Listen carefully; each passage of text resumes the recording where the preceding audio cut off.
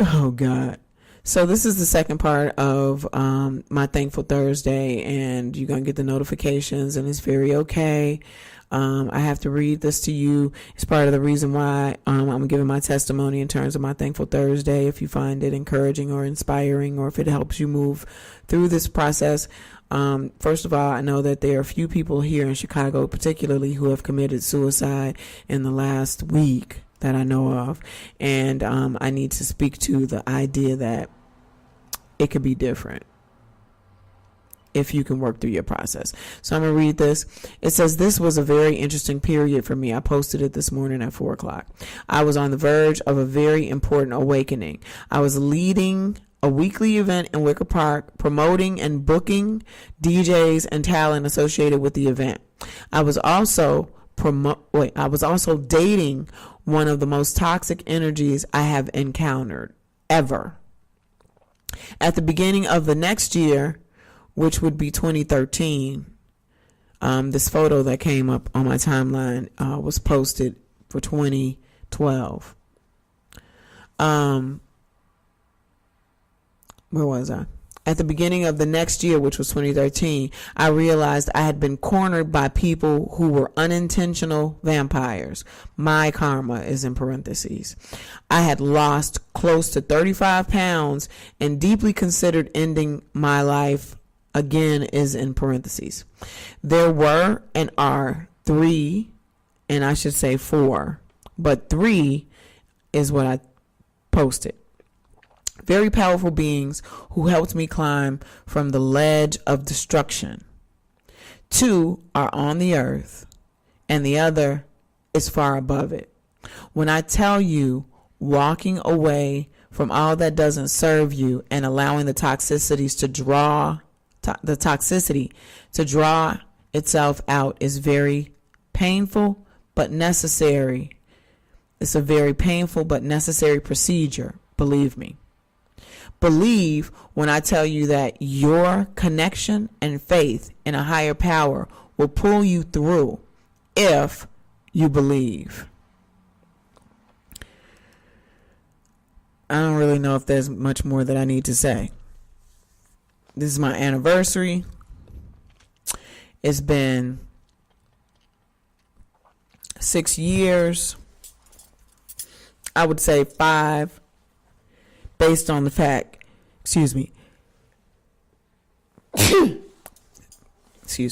based on the fact that I had to sit in darkness and muster up the courage to go to work every day and to face the pain and the darkness that I was suffering based on my understanding that I was surrounded by vampires. And, people like, ooh, vampires. No, like people who suck your energy, people who take things with no return. I have, honestly, none of those people who I was working with at that time, none of those people who I was promoting at that time remain in my life today, basically. I know a few of them. We pass back and forth, but they're not associated with my brand. They're not associated with this machine, and I'm not doing business with them. And that's the vampire state, because people will roll up and yay, everybody wants to get in on the goods, and you're going to find them a house and put them in the house and feed them and clothe them potentially. Everybody's going to be down with that. But if you ain't right, then the house is going to fall apart. Nobody's going to ask you how you feel and how you doing, what's going on, how can I help you? Most of these people didn't do it intentionally, but they were pretty much out for themselves. And once that event came to a screeching halt, those people were like, what are we going to do next? What's up with Boundless? What's our next? And I was just like, I'm about to go and be quiet and get myself together for 2013. And literally it took me probably almost a half a year to start pushing myself to get it together. And I can't say it's all together like, ooh, I'm doing so much. I am doing better. I'm doing a lot better. I got myself together, turned the machine around. I lost my grandmother. Shortly after that, I lost my grandfather. Shortly after that, I, wasn't staying in the house that I live in much. And I returned to the house and all of these things.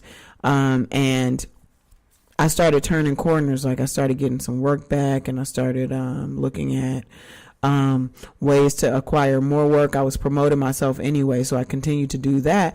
And all of a sudden, all these doors started opening, and people started coming back into my, not those people, but people started coming into my life to help me secure better and bigger opportunities.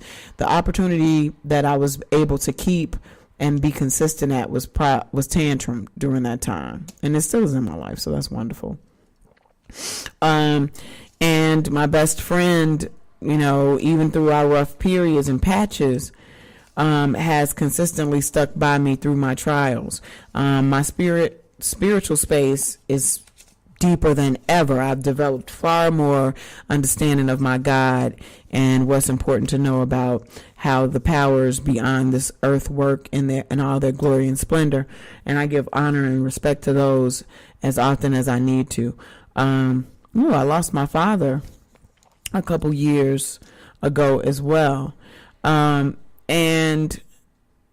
the bottom line of it is I'm still here. I know music has a part to do with why I'm still here. I know creation has a part to do with why I'm still here.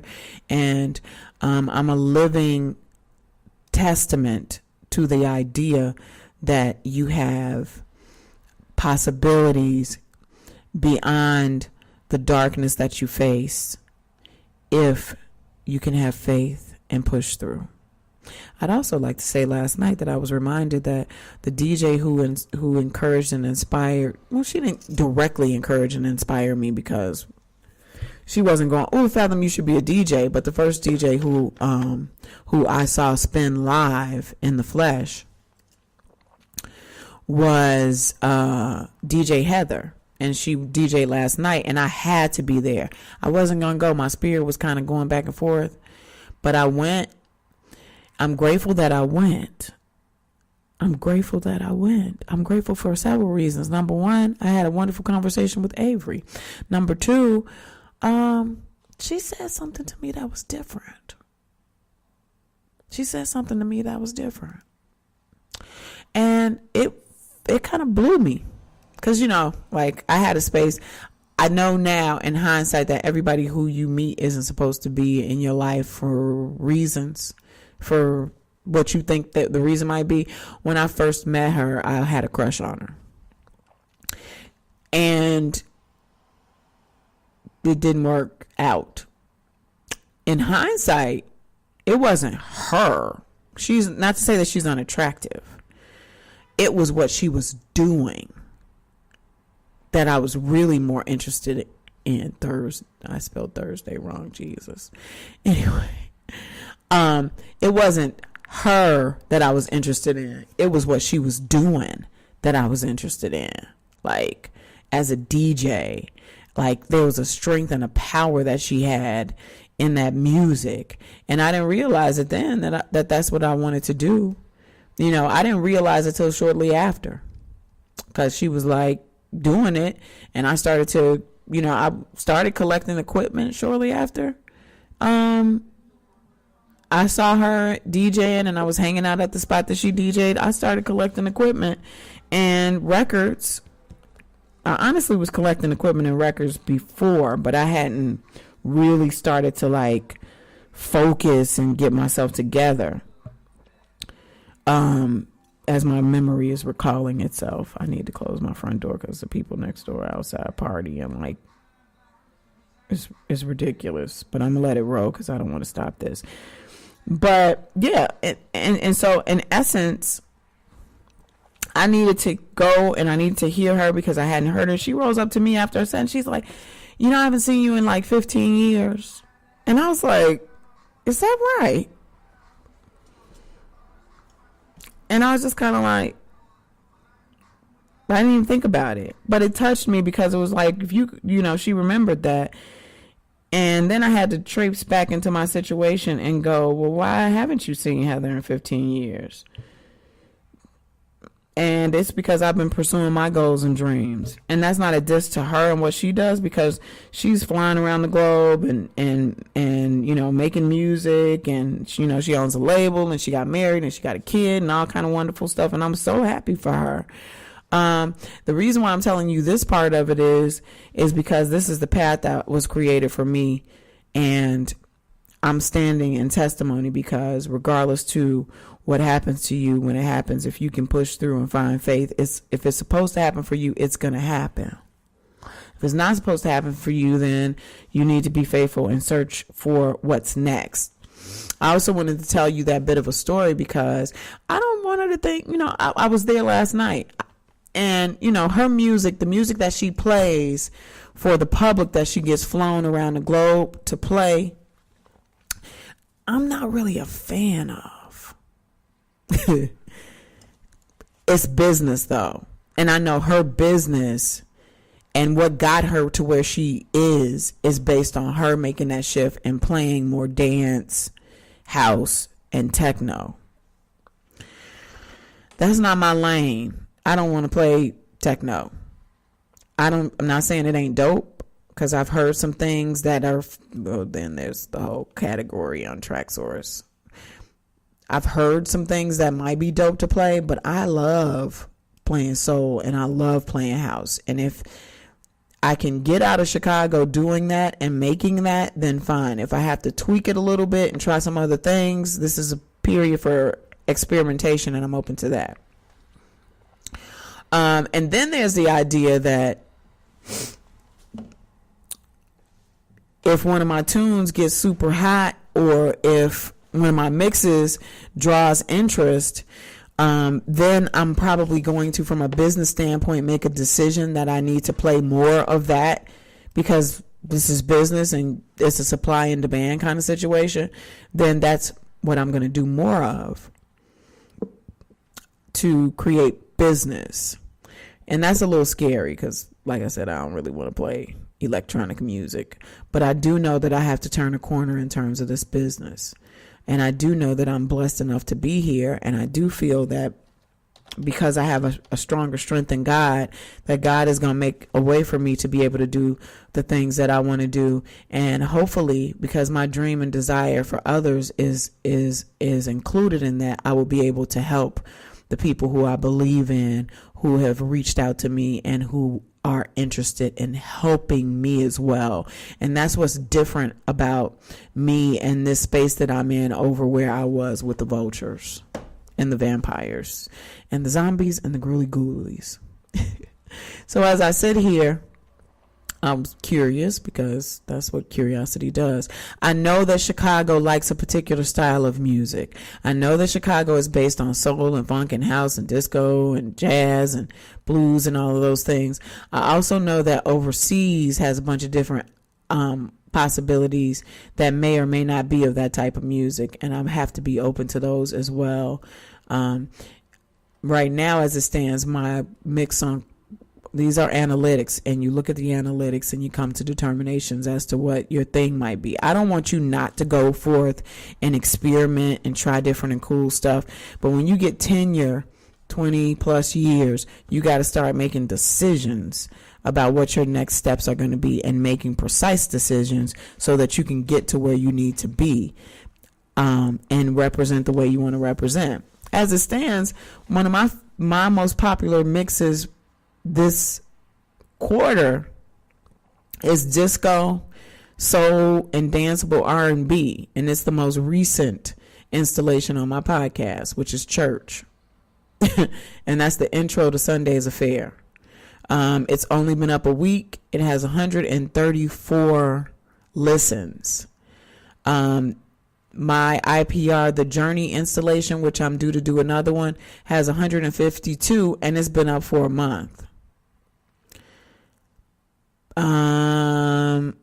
I got to make some decisions, which is the reason why I made the decision that I need to start looking for a mixer and looking to purchase some 45s so I can assume that might create more opportunities for me to get out of the city. That's what I pray for. I'm still taking bookings for everything else that I do, and you can find that information at findingfathoMDJ.com. And I'm vested in doing this. I also do have some other projects that I want to get off the ground and that I've been kind of hesitant to work on. I don't want to be completely distracted from the possibilities of taking bookings, and that's the reason why I maintain my other streams of income are, not so in the forefront. But I do have to create income for my living, and I do have to create income to be able to invest in my dreams. All of this to say, in 15 minutes, Jesus, because I can talk like my mother. All of this to say, have faith, be encouraged, be inspired. Hold on tight to the people who love and support you, who want to see you do well, who risk things for you to get further and more.